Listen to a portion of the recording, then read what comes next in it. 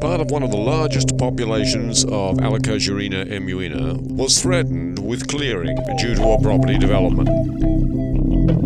The court ordered that the developer must create a new viable population to compensate for the reduction in size of the original population. The developer also agreed to minimize the risk of failure by creating 2 new populations on suitable land close to the original population, on land owned by the developer.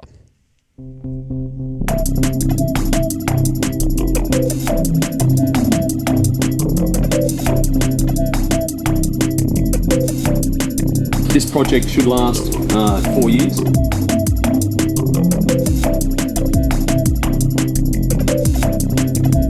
It could last a bit longer than that.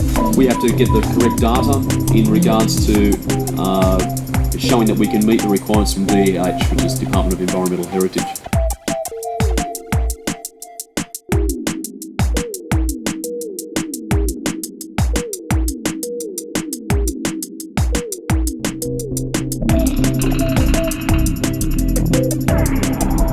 As far as the developer's concerned, they've got to realise that problems can occur, whether the germination rate's not right, whether there's too many plants, or whether the timing's not right. At least every 8 months, a new batch should be planted. The planting itself were up on mounts. We only had to do that really at the one site. Bad drainage was a big factor. The plants were probably pot bound before they got put in the ground.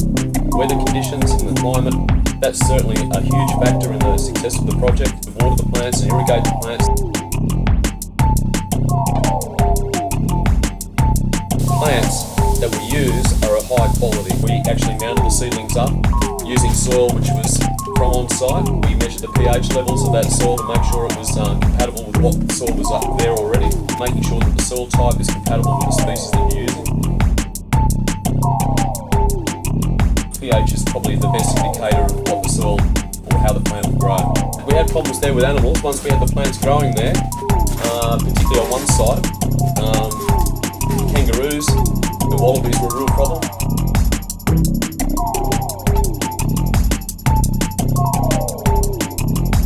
When they're young, they might attract them to some degree. Maybe when it was going through a bit of a drought period, we had to put tree guards around them and protect the plants in the short term. In the long term, guarding's probably not a great idea. There always has to be a contingency plan in place.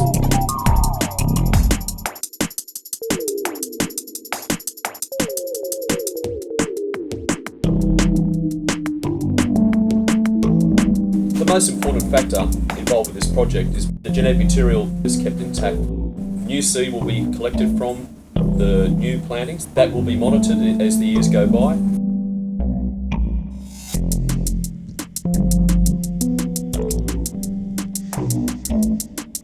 The new populations would represent genetically the plants to be sacrificed. So, seed was collected from the sacrificial site, propagated and planted.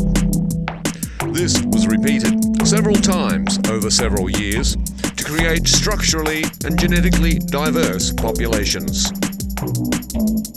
The populations were maintained and monitored for several years to ensure survival and that the population was producing viable seed before the parent population could be cleared.